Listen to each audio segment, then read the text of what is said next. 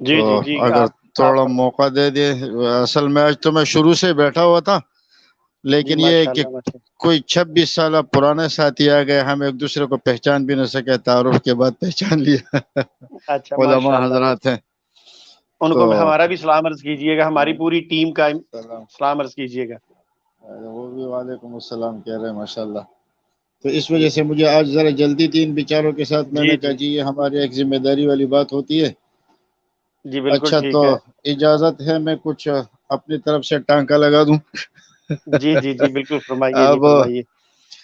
سب سے پہلے تو میں عمران جٹ صاحب جو ہمارے بھائی ہیں، میں ان کو مبارکباد پیش کرتا ہوں کہ ماشاءاللہ انہوں نے ایک علمی گفتگو بڑے سادے انداز میں کی، اور ان کے ساتھ شاید میرے پہلی مرتبہ ان کے اسٹریم میں آ رہا ہوں.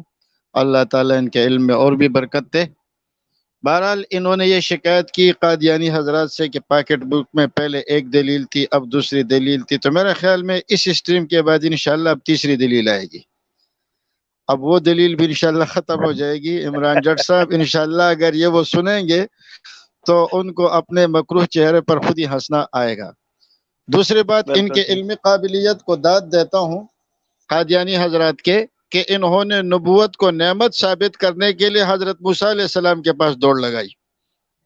کیا حضرت موسیٰ علیہ السلام نے اپنے قوم سے کہا کہ اس نعمت کو یاد کرو کہ جس میں اذ جعل فیکم انبیاء وجعلکم ملوکا، کہ نبی ہونے کو انہوں نے نعمت ثابت کی، اور اس کے لیے اس کمبخت نے حضرت موسیٰ علیہ السلام کے پاس دوڑ لگائی. تو بھائی حضرت موسیٰ علیہ السلام کے پاس دوڑ لگا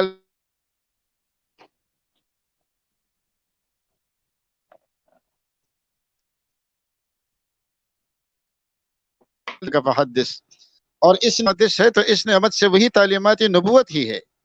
تو یہ تو ان لوگوں کے قرآن دانی کا اور قرآن فہمی کا معاملہ ہے. دوسری بات جو عمران بھائی نے کی ماشاءاللہ، میں اس میں تھوڑا سا اپنی طرف سے اضافہ کر رہا ہوں. الیوم اکملت لکم دینکم واتممت علیکم نعمتی. تو یہ انہوں نے بڑی پیاری بات کی ہے، اور میں اس کو تھوڑا سا کھول رہا ہوں.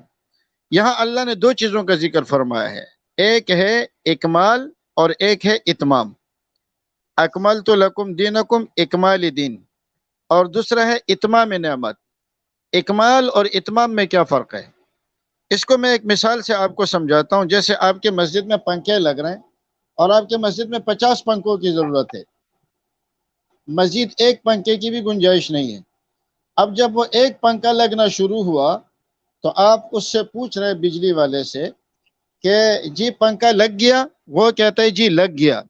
یہ ہے اکمال، کہ جو پنکھا لگانا تھا ایک پنکھا لگ گیا، لیکن مسجد میں ابھی آپ کے لیے چاہیے کتنے پنکھے؟ یعنی کہ آپ کو تقریباً 49 پنکھے اور چاہیے. تو اللہ نے فرمایا وَأَتْمَمْتُ عَلَيْكُمْ نِعْمَتِي. بالکل تمہاری بات بالکل صحیح ہے کہ اتمام نعمت جو ہے وہ نبوت ہے.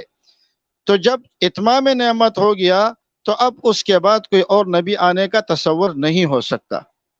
یہ حضرات جو کہتے ہیں نا، تو اب اکمال اور اتمام دونوں کو لانے کی ضرورت کیا تھی؟ اکمال نعمت کا مطلب یہ تھا کہ نبی علیہ الصلوۃ والسلام جو دین لے کر آئے ہیں وہ مکمل ہو گیا، اور اتمام نعمت کا مطلب یہ تھا کہ اللہ کے علم میں جتنے انبیاء تھے وہ سارے کے سارے پورے ہو چکے، اور اب آخر میں نبی علیہ الصلوۃ والسلام کے ساتھ اکمال نعمت بھی ہو گیا اور اتمام نعمت بھی ہو گیا. تو اکمال نعمت کا تعلق اس امت کے ساتھ ہے، اتمام نعمت کا تعلق آدم علیہ الصلوۃ والسلام سے لے کر نبی علیہ الصلوۃ والسلام تک ہے. دوسری بات یہاں فَأُولَٰئِكَ الَّذِينَ أَنْعَمَ اللَّهُ عَلَيْهِم مِّنَ النَّبِيِّينَ. تو یہ اولئک، یہ اس میں اشارہ ہے اور یہ جمع کے لیے استعمال ہوتا ہے. اس سے پہلے ہے مَن يُطِعِ اللَّهَ وَالرَّسُولَ، جو اللہ اور رسول کی اطاعت کرے. یہاں لفظ من آیا ہے، اور لفظ من جو ہے یہ لفظ کے اعتبار سے تو مفرد ہے لیکن معنی کے اعتبار سے جمع ہے. یہی وجہ ہے کہ صاحب جلالین بار بار اس بات کی وضاحت کرتا ہے، اور جہاں من آتا ہے تو اس کی طرف مفرد کی ضمیر بھی لوٹتی ہے اور جمع کی ضمیر بھی لوٹتی ہے. جیسے وَمِنَ النَّاسِ مَن يَقُولُ آمَنَّا بِاللَّهِ، من یقول، یقول میں من کے مفرد ہونے کا اعتبار کیا، من یقول آمنا باللہ وبالیوم الآخر. آگے فرمایا وما هم بمؤمنین، تو یہاں جمع بھی لائے. تو معلوم ہوا کہ لفظ من جو ہے یہ لفظ کے اعتبار سے مفرد ہے، معنی کے اعتبار سے جمع ہے.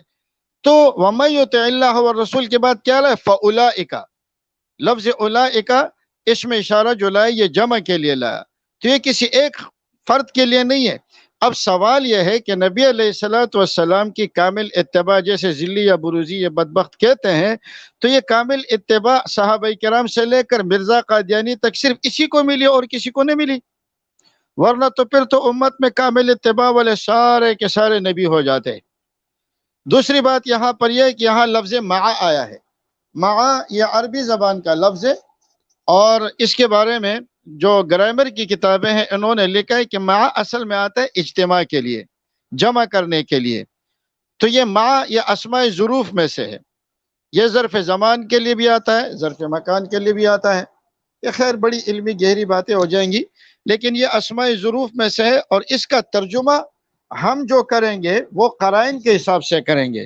جیسے فرمایا ہوا معکم اینما کنتم، اللہ تمہارے ساتھ ہے جہاں کہیں تم ہو، وَأَنَّ اللَّهَ مَعَ الْمُؤْمِنِينَ، اور یہ کہ اللہ مومنین کے ساتھ ہے۔ تو اب یہاں ترجمہ اور ہوگا، اللہ ہمارے ساتھ ہے تو کیا نعوذ باللہ اللہ اپنے بندوں کے مشابہ ہو گیا یا بندے اللہ کے مشابہ ہو گیا؟ اگر معیت کا یہ مطلب آپ مراد لے رہے ہیں۔